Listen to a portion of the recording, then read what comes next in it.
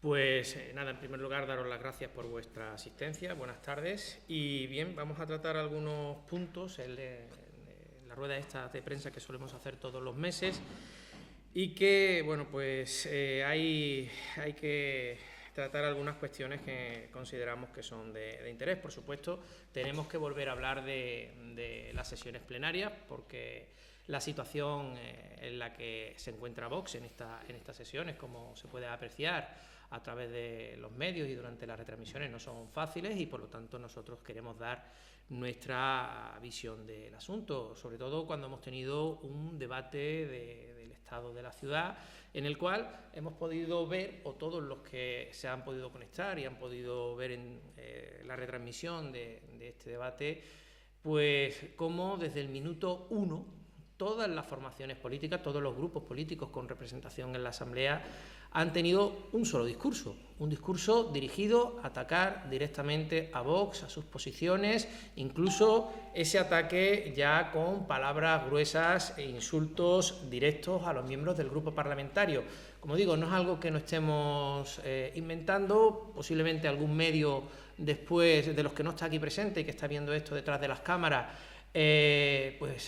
insista que nos victimizamos o que tenemos interés por victimizarnos, pero como digo, ahí están las imágenes en un pleno, en una serie de intervenciones bastante largas, extensas. Hay que recordar los 30 minutos que dura la intervención de cada uno de los portavoces y después las correspondientes réplicas. Debemos dejar claro que nuestro portavoz intervino a partir de las 12 del mediodía en un pleno que había empezado a las 9:30 de la mañana. Pues desde las 9:30 de la mañana, desde el primer portavoz que sube a esa tribuna, son insultos y descalificaciones directas contra el grupo parlamentario Vox y contra todos los miembros de nuestra formación política con representación en la Asamblea. Como digo, esto evidentemente, a medida que va alargándose el pleno, pues evidentemente nosotros tomamos notas y tenemos que responder a todas y cada una de las alusiones directas e insultantes que se hace contra el grupo parlamentario Vox. Y pues la respuesta es la de siempre, la que tenemos pleno tras pleno, que es una vez que nosotros respondemos a esos insultos que se vienen produciendo contra el grupo parlamentario Vox desde el minuto 1 de todos y cada uno de los plenos, pues resulta que somos nosotros los que venimos a ofender, los que venimos a insultar, y después los medios, aquellos medios que ya sabemos que están muy bien regados y subvencionados por el gobierno de la ciudad, pues empiezan a demonizarnos diciendo que nosotros somos los responsables, que no hay un pleno en el que no se forme un jaleo por culpa nuestra, etcétera, etcétera. Quiero dejar claro esto, y hay que decirlo y hay que repetirlo constantemente. Es triste que tengamos que estar en esa situación. Es cierto que los argumentos y las exposiciones que hace Vox, las propuestas y todas las intervenciones que hace nuestro portavoz y que llevamos a pleno, pues entendemos que no pueda gustar al gobierno, que no pueda gustar a otros grupos de presentes en la Asamblea. Pero son los argumentos y las posiciones que lleva a cabo Vox, en las que cree Vox y las que defiende Vox, y que está legitimado también a defender en la Asamblea, porque también tenemos el apoyo de los ciudadanos, que son los que nos han dado la legitimidad para estar en esa Asamblea. Entiendo, como digo, que no gusten, pero eso no quiere decir que tengamos que ser atacados directamente y que el único argumentario que ya lleven los grupos políticos al debate en la Asamblea sea o bien no debatir directamente o bien dedicarse a insultar y atacar a Vox, a ver si realmente saltamos y puedan acusarnos de la crispación. La evidencia está, bueno, pues pudisteis comprobar que durante la intervención del presidente de la ciudad, sus turnos ilimitados y la verdad que bastante tediosos, pues dedicó una buena parte de su intervención a insultarme a mí personalmente. Yo hice ostentación de que no le estaba escuchando, pero aún así él hacía ostentación. Es cierto que no lo escuché. Hubo partes que, como ya las conozco, las repite en el Día de la Ciudad, las repite en el Día de Navidad, las repite en el Día de Reyes.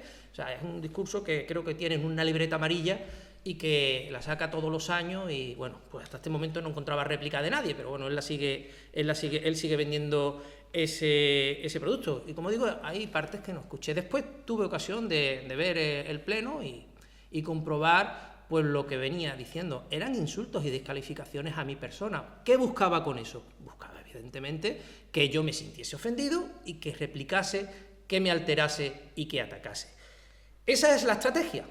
Y creo que quedó perfectamente representada el pasado debate de la ciudad en el pasado mes de abril.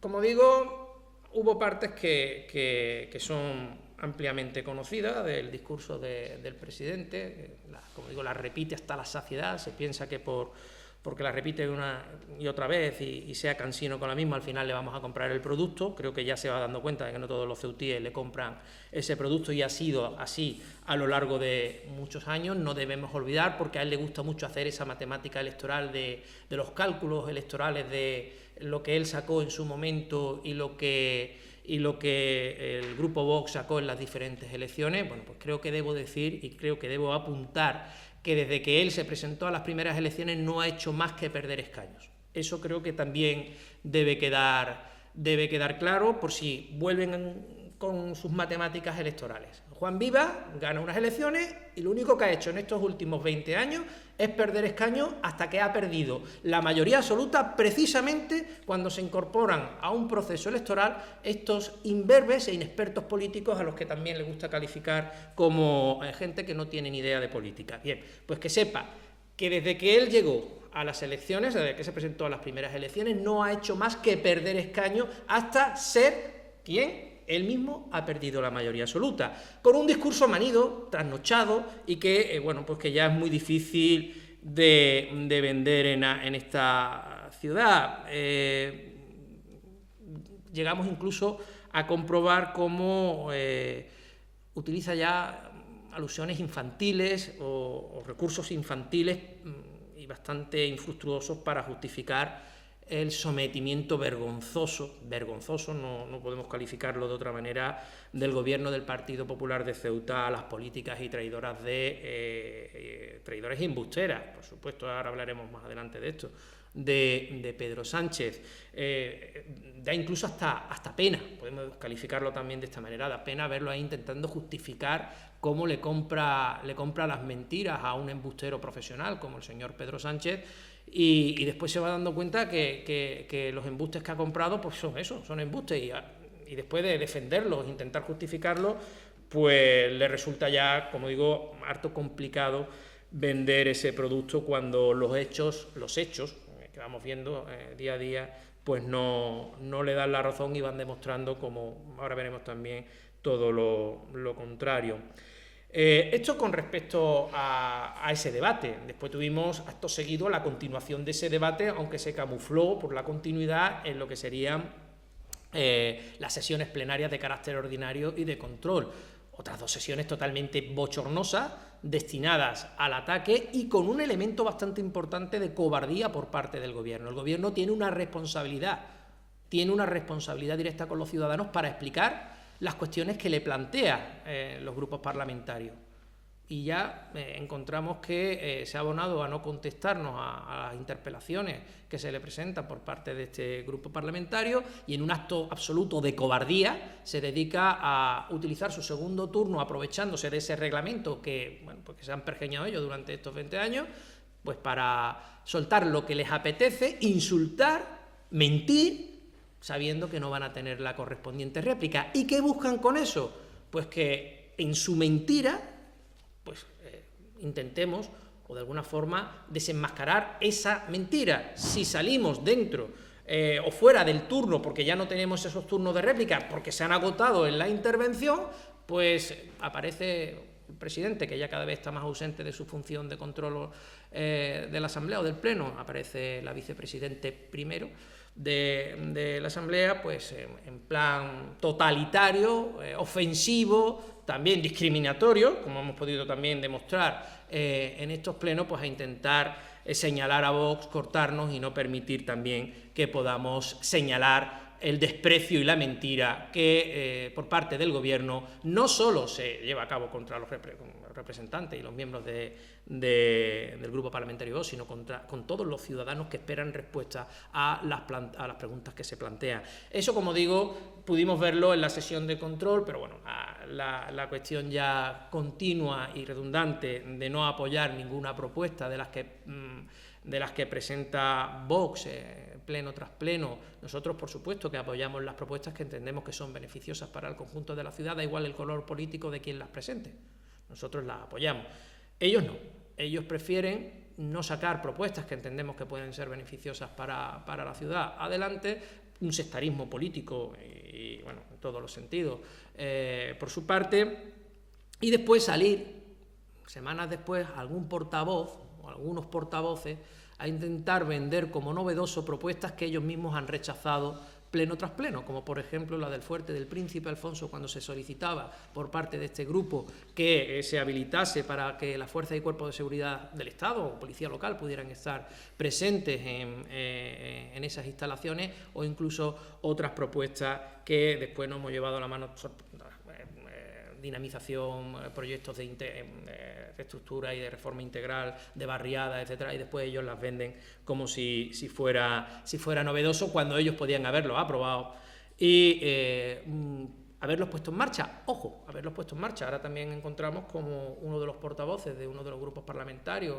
mayoritarios y que sostiene al gobierno de la ciudad, pues dice que los plenos y los acordados en los plenos pues son teatro, no se lleva nunca nada a cabo y el gobierno no ejecuta nada de lo acordado, algo que nosotros venimos denunciando desde hace ya mucho tiempo y que también se nos afeaba como una especie de ataque a la legitimidad institucional que tanto prodiga el señor Viva. Bien, otro punto que queríamos hablar, porque durante esos plenos que hemos vivido estaba la situación en la ciudad en una situación bastante comprometida, con unos vecinos padeciendo una situación crítica en muchas barriadas de la ciudad, mientras que bueno, pues, el señor presidente de la ciudad pues, hablaba de bondades y de historias y tal. Bueno, que solo, como decimos, residen en una mente que ya no sabemos si calificar de infantil o senil. No tenemos muy claro cómo podemos calificar la mente o el pensamiento del presidente de la ciudad. Lo que está claro es que mientras él hablaba de no sé qué bondades, el resto de los ciudadanos tenía que estar en sus casas con miedo, escondidos, porque había una serie de desalmados deambulando por las calles, pegando tiros como si esto fuera el oeste americano. Esa situación no es algo tampoco que sea nuevo, sí es cierto que ha costado vidas y que ya encontramos a una parte de estas bandas totalmente incontroladas haciendo total control y absoluto control de unas partes y de unas zonas importantes también de nuestra ciudad. Nosotros en este punto que venimos denunciando y que por ello se nos ha señalado y se nos ha demonizado y también se nos ha criticado todo lo malo que se le pueda pasar a esta gente por la cabeza, a estos grupos políticos por la cabeza, es culpa de Vox. Por lo tanto, en esto también se nos demoniza y se nos ha criticado cuando hemos denunciado las causas y las posibles consecuencias. Ahora tenemos las consecuencias. Es una situación consentida y hay que denunciarlo con nombres y apellidos. Es una situación consentida por el Partido Socialista, por el Partido Popular, cuando han tenido responsabilidad al frente de la delegación del Gobierno y, por supuesto, cuando han tenido una responsabilidad de 20 años en los que todos los ciudadanos ceutíes, todos los que somos de Ceuta, hemos podido comprobar cómo nuestra ciudad se ha ido degradando progresivamente durante los 20 años del mandato y del gobierno del señor Vivas. Hay una responsabilidad y, por lo tanto, estas personas, estos responsables políticos, responsables entre comillas, también deben asumir responsabilidades y también hay que depurar responsabilidades. Tenemos zonas en la ciudad de Ceuta que podríamos calificar como go zone o zonas de exclusión, en las que nos quedamos totalmente sorprendidos que para poder intervenir las fuerzas y cuerpos de seguridad del Estado deben desplazar a la ciudad a grupos de operaciones especiales. O sea, quien sepa cómo funciona la policía sabe que los grupos de operaciones especiales se desplazan a sitios de conflicto, de situaciones críticas y de degradación absoluta de la seguridad. Y nos hemos encontrado que aquí en Ceuta tenemos zonas de esas características. O sea, Los grupos de operaciones especiales de la Policía Nacional están, por ejemplo, en Kiev, en Ucrania. Están dando cobertura de seguridad en una zona de conflicto, en una zona crítica, y también los tenemos aquí en Ceuta. O sea, yo creo que esto es para pararse un poco a pensar la situación tan crítica y tan difícil que tiene la ciudad de Ceuta en materia de seguridad. Una situación crítica, mientras que, insisto, vemos al gobierno del presidente Vivas hablando de turismos, hablando de cruceros, hablando de asociaciones internacionales del turismo y que Ceuta se va a integrar, vendiendo unas bondades turísticas, cuando nos encontramos incluso hace, no sé si una noche o hace un día y medio, pues que hasta los delincuentes roban en la oficina de turismo. O sea, yo creo que es paradójico este asunto, ¿no? O sea, yo creo que es una representación absoluta de la Ceuta oficial que vive en los mundos de Yupi, voy a decirlo así, un mundo irreal, un mundo infantil, y la Ceuta real que padece que bandas incontroladas de delincuentes se hayan apoderado de sus vecindarios y anden pegando tiros y matando gente por la calle. Yo creo que esto necesita de actuaciones decididas, contundentes y sobre todo de visiones realistas de la situación y no de mentir. A ver si a base de mentiras puedo convencer a la gente que lo que escuchan en la calle no son tiros y son petardos de Navidad. Eso también hay que dejarlo muy claro. Nosotros hacemos lo que nos corresponde como oposición. Nosotros hemos pedido el despliegue permanente de las fuerzas y cuerpos de seguridad, de los grupos de reserva de la Guardia Civil, de las unidades de intervención policial, de las UPR, o sea, de las fuerzas y cuerpos que están desplazados en Ceuta, porque a los ciudadanos no solo le basta con ver que detienen a gente, que por supuesto hay que hacerlo, hay que detener, investigar y desenmascarar a los responsables, pero también necesitan lo que se llama sensación de seguridad. La sensación de seguridad es esencial y los ciudadanos cuando salen a las puertas de su casa deben sentirse protegidos y deben tener la certeza de que los delincuentes, por lo menos, no van a acampar a sus anchas por las calles. Eso también es importante decirlo. Y por supuesto, como ya he apuntado en este punto, nosotros vamos a seguir exigiendo que se depuren las responsabilidades. No basta con que me venga la delegada del gobierno o que venga la delegación del gobierno a decir que se están actuando, que se están haciendo las intervenciones correspondientes, que la policía está haciendo su investigación. Sí, es lo que compete y lo que deben hacer. Pero ellos tienen una responsabilidad por dejación de funciones durante todos estos años, tanto desde la delegación del gobierno como desde la ciudad autónoma, que aunque dice que no tiene competencias en materia de seguridad, posiblemente no tenga las competencias que le competen directamente a la delegación del gobierno, pero eso no quiere decir que no tenga las que le competen en el ámbito del municipio y por lo tanto también en muchos aspectos se pueden hacer muchas cosas y se puede evitar muchas de las situaciones que hemos vivido y que se han estado viviendo, y por dejarlas y por no haber hecho lo que se tenía que haber hecho han llegado a más y han puesto la situación de la seguridad en Ceuta en una cuestión bastante difícil y comprometida, como digo, haciéndose necesario la intervención de los grupos especiales de la policía en Ceuta. Bien, el asunto de la frontera. Hemos visto, nos hemos encontrado hace un rato en los medios, pues la noticia de que el señor Marlaska, como el que no quiere la cosa, lo ha dicho en un acto de la Guardia Civil, no ha entendido o no le ha parecido que el hecho en sí requería de una intervención algo más directa o más explícita, con una rueda de prensa o con alguna intervención parlamentaria, y lo ha dicho a los periodistas en un acto. Nosotros no voy a poner cara de sorpresa porque no me sorprende nada de lo que ha pasado. Primero, que utilicen el día 17 de mayo es una ofensa. Uno de los días más críticos para la ciudad de Ceuta, en la que vivió una verdadera invasión. Invasión, no episodio, como ahora se ha querido dulcificar. Invasión, instigada, organizada por el Reino de Marruecos. Invasión, hace un año, 17 de mayo. Y el 17 de mayo nos encontramos que, felizmente, aparece el señor ese que actúa como ministro de Asuntos Exteriores, y el señor Marlaska, que es el ministro del Interior, diciendo que, bueno, pues que se va a abrir la frontera como si hubieran conseguido algo épico. Cuando se va a abrir una frontera, si se abre, todavía no la hemos visto abierta, si se abre, pues se va a abrir en base a las condiciones impuestas por el Reino de Marruecos. Una vez más, Marruecos le gana la partida a una banda que se dedica a engañar y a mentir, pues a base de bulos y de vender humo. Eso es lo que nos encontramos. Esa es la situación. El día 17 se abrirá una frontera, si se abre, insisto, si se abre, bajo las condiciones del Reino de Marruecos.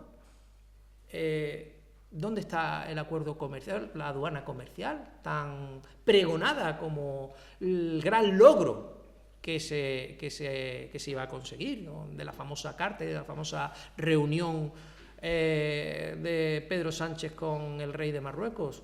Aduana comercial. Una aduana comercial que aquí se compró muy bien, o sea, sin valorar ninguna cuestión secundaria de lo que suponía el que se estableciese una aduana comercial en la frontera de España, en Ceuta, con el Reino de Marruecos. Simplemente el señor Vivas recibe la llamada, que me imagino que él se siente como un poco más importante, porque antes no la atendía nadie y ahora la atiende de vez en cuando algún ministro, y le dice que vamos a tener una aduana comercial y que todo se ha conseguido, que todo ha sido maravilloso. Y él dice, pues estupendo, yo ahora me dedico a los medios que tengo subvencionados a decirle que vendan este producto y que lo vendan como si fuera real, como si fuera a pasar mañana, como si la aduana comercial ya estuviera instalada y ya hubiera sido aceptada y reconocida por el mundo entero. Y lo compra. Y cuando se da cuenta que la cosa no era tal como le habían dicho unos mentirosos profesionales, pues empieza a intentar a ver de qué manera ahora le doy la vuelta. Esa es la frontera que sigue en la mente del señor Viva, y otra cosa es la frontera que nos vamos a encontrar a partir del día 17, insisto, si se abre, real, que será esa frontera abierta en base a los criterios de Marruecos, a las exigencias de Marruecos, tal y como se cerró. Ni aduana comercial, ni excepción al Tratado Schengen, movilidad libre de personas, de las que vivan en la provincia de Tetuán o las que vivan en la provincia de Nador. Sí, se dirá que se va a hacer gradual, intentarán de alguna forma tener algún control en base a criterios sanitarios, dicen criterios sanitarios, tampoco saben cómo van a especificar esos criterios sanitarios y cómo se van a llevar a cabo en una frontera, si tampoco se tiene un control real de las personas que van a entrar y van a salir. O sea, lo que nosotros hemos venido a calificar como un verdadero caos, un caos que lo iremos viendo progresivamente, que lo iremos viendo paulatinamente, porque la frontera se abre, y esto también lo quiero dejar claro, en base a las condiciones que establece Marruecos, no a las que establece España, ni mucho menos a las que el señor Viva parece ser que en la llamada le dijo al señor, ese señor que hace de ministro de Asuntos Exteriores, creo que se llama Álvarez, pues que tenía que ser la frontera de Ceuta con la excepción Schengen y con la aduana comercial, y que eso tiene que estar así. Juan Viva sabía perfectamente, el presidente de la ciudad sabía perfectamente desde el principio que ni que aduana comercial, o sea, no iba a haber ninguna aduana comercial y que no iba a haber ninguna excepción a Schengen, y menos con el gobierno de Pedro Sánchez, y menos con la debilidad mostrada ante el Reino de Marruecos. Iremos viendo los diferentes episodios, porque estos sí que son episodios. Estos no son los episodios según califica el gobierno de la ciudad de Ceuta. Estos son, como digo, estos son episodios de diferentes capítulos de un serial que ya da vergüenza por lo que a la traición y a la cobardía mostrada por el gobierno de Pedro Sánchez con el Reino de Marruecos respecta. Bien, ¿por qué Marruecos quiere una frontera en las mismas condiciones que estaba? Pues porque le viene muy bien. Es la estrategia de Marruecos. Marruecos necesita una frontera abierta para seguir avanzando en sus pretensiones anexionistas. Con respecto a la ciudad de Ceuta y Melilla. Necesita una frontera abierta sin control alguno porque necesita esa invasión silenciosa permanente que le ha venido dando muchos frutos prósperos y beneficiosos para sus intenciones expansionistas. Necesita esa frontera abierta sin control y necesita que no se lleve a cabo que no se elimine esa excepción al Tratado de Schengen. Eso por un lado. Por otro lado, por supuesto, no quiere una aduana comercial. Él quiere seguir beneficiándose de lo que le reporte comercialmente la ciudad de Ceuta al norte de Marruecos, pero ni mucho menos quiere beneficiar económicamente a los empresarios, ni a las empresas de la ciudad, ni al desarrollo económico de la ciudad, porque una ciudad próspera no es beneficiosa para los intereses expansionistas de Marruecos. ¿Cómo Marruecos va a querer una Ceuta próspera si lo que busca precisamente es una Ceuta cada día más degradada para conseguir sus objetivos, que no son otros que el anexionarse el territorio de Ceuta? Por supuesto que no va a poner nada sobre la mesa que facilite los beneficios económicos y comerciales para la ciudad de Ceuta. Y una aduana comercial, por supuesto, que supondría un beneficio también para la otra parte, para la parte ceutí. Eso no lo busca el Reino de Marruecos. Y por supuesto, ¿alguien pensaría desde el Reino de Marruecos poner una aduana comercial entre Tetuán y Tánger? ¿Entre Tánger y Larache? ¿Entre Larache y Alcázar-Quibir? Marruecos considera Ceuta parte de su territorio. Forma parte de su pensamiento estratégico, territorial, imperial, expansionista. No se le ocurre en ningún momento poner algo que indique que Ceuta es algo distinto a lo que ellos consideran que es el conjunto del Reino de Marruecos. Incluso hemos visto sus mapas en los que Ceuta, Melilla y Los Peñones están integrados en el territorio marroquí. ¿Cómo va a poner una aduana comercial? Me parece preocupante que personas tan ingenuas, no podría calificarla de otra cosa, voy a ser benévolo y voy a calificarlos de ingenuos, le compren ese producto a Pedro Sánchez. Pedro Sánchez se puede considerar que es un político que lleva 4 días en política, haciendo un daño tremendo. Vamos a ver cómo se puede reparar ese daño tan grande que le está haciendo a la nación española en estos años, en esos 4 días que lleva en política. Pero el señor Vivas lleva 20 años, ha conocido a muchos presidentes, ha conocido a muchos ministros. No todos la han atendido, está claro, pero los ha conocido. Debería ser un poco más espabilado, y no lo es. Bien, y como último punto sí que quería hacer, por esto que hemos hablado de espabilados, ¿no? Poco espabilados, que algunos son muy ingenuos, quiero hablar un poco del asunto Pegasus y de todo el tema del espionaje, porque de verdad hemos encontrado una semana bastante patética y surrealista, ¿eh? El patetismo va muy vinculado al surrealismo en este asunto. Bien, da la idea, ¿no?, de la actitud hostil de Marruecos hacia todo lo que supone la política española, a cómo pretende controlar todos los aspectos de la política española, cómo busca a través del espionaje forzar las decisiones del gobierno español. Hemos visto cómo de manera vergonzante se ha destituido a la directora del CNI cuando tenía que haber sido la propia ministra la que tenía que haber asumido la responsabilidad y haber dejado su cargo. Bueno, no hemos visto nada, hemos visto todo un paripé vinculado al espionaje, a los separatistas, a los miedos, a las vergüenzas porque se haya descubierto que cumplían con su obligación al intentar controlar los movimientos de los enemigos de España, en este caso de los separatistas de Esquerra Republicana, de Puigdemont y de toda esa banda que también atenta directamente contra la nación española. Y bueno, pues también han intentado sacar esto que ya conocían y que ahora estalla, que es el asunto Pegasus y todo el tema del espionaje por parte de un país que con eso ya está demostrando que no es un buen vecino, que no es un buen amigo y que no quiere unas relaciones amistosas. Esto también nos arroja, y algunos medios también se han hecho eco de este pensamiento, que creo que es más que razonable, sobre las dudas que se pueden generar sobre la libertad y la independencia que haya podido tener el señor Pedro Sánchez después de todo este asunto, en ese cambio radical de postura que ha tenido con respecto a la antigua provincia española del Sáhara. O sea, eso es otra cuestión que hay que apuntar. Parece que el señor Vivas no solo es ingenuo, sino que también es ignorante, pero esa ignorancia tiene mayor delito porque ya tiene años, y él sí, yo no, yo lo he estudiado, me he formado y me he molestado en conocer ese asunto, pero es que él lo ha vivido.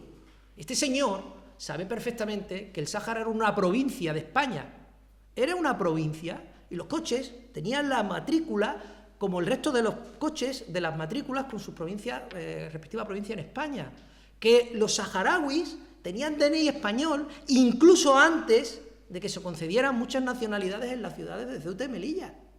Eso lo sabe él, porque lo ha vivido, porque ya tiene canas, muchas, y ya está muy mayor. A que diga que aquello era una colonia, como si fuera despreciable y España no tuviera ninguna responsabilidad con respecto a aquel asunto. Creo que a lo mejor se ha dedicado demasiado tiempo a los números, a los cálculos erróneos, a política, y le recomiendo que ya en esta etapa de su edad se dedique a leer un poquito de historia, y si es de historia de España, mucho mejor. ¿De acuerdo? Bien, también quería hacer mención, porque me saltaron las alarmas, con un artículo bastante curioso de una periodista que se dedica a escribir y a artículos en el diario el digital El Español, de Pedro J. Ramírez, que debemos recordar que es un digital que está muy bien subvencionado, creo que eran 50.000 euros, ¿no?, que se llevó por unas jornadas aquí en la ciudad de Ceuta por parte del gobierno de la ciudad, y que, bueno, pues que ha sacado una serie de cuestiones que nosotros, en el grupo parlamentario Vox, pues nos hemos quedado ciertamente perplejos, porque esta señora, que no se puede, como digo, en ningún momento acusar de que sea pro Vox ni que tenga ningún vínculo, porque ella ha sido partícipe, incluso activa, de la demonización que Vox sufrió a principios de esta legislatura, con artículos duros y directos contra los que hoy estamos aquí sentados, pues viene a darnos la razón en muchas cosas de las que hemos dicho. Curiosamente, esta señora, que ha sido corresponsal y que sigue actuando como corresponsal, aunque ahora desde otra zona, ya no desde el interior de Marruecos, pero que sigue actuando sobre las noticias del reino marroquí, que conoce bien la realidad política, que se le ha entrevistado por todos los medios de comunicación aquí en Ceuta. Esta periodista se llama Sonia Moreno, por si no lo he dicho y no lo he explicitado. Hace poco creo que vi una entrevista también en un medio de comunicación local a esta periodista. Viene a hacer una serie de afirmaciones acusando que aquí en Ceuta hay una quinta columna que pasa información al Reino de Marruecos, que le es útil al Reino de Marruecos, que hay políticos que se dedican a ese menester cuando la frontera estaba abierta, y lo dice ella, aquí está, en sus artículos escritos en el Diario Español, afirmaciones hechas por esta periodista. Algunas cuestiones son tremendas. Me voy a hacer eco de una parte de este artículo porque es interesantísimo. Dice: aquí es donde Marruecos cuenta con confidentes y colaboradores de los servicios de inteligencia marroquí. Incluso hay políticos que trabajan a ambos lados de la frontera. Cuando estaban abiertas, los militares de origen magrebí de las ciudades españolas también aportaban información a las autoridades magrebíes en los puestos fronterizos. Esto es gravísimo. Nosotros hemos denunciado la existencia de una quinta columna, hemos denunciado la existencia de grupos promarroquíes en la ciudad, y se nos ha dicho de todo.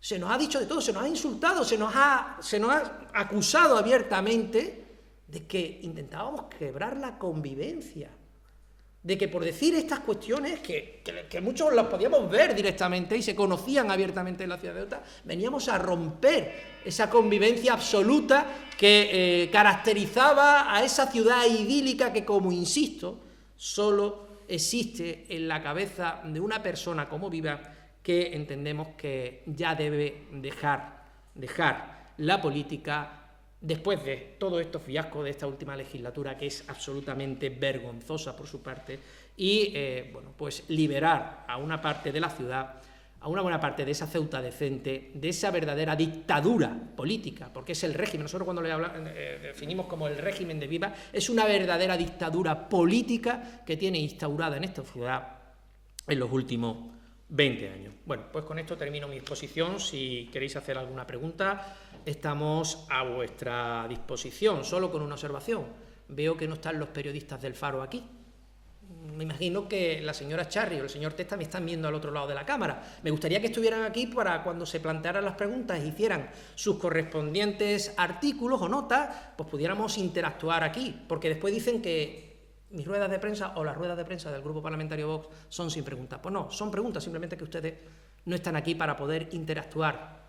Me gustaría que en la próxima estuvieran algunos de los dos presentes. Gracias.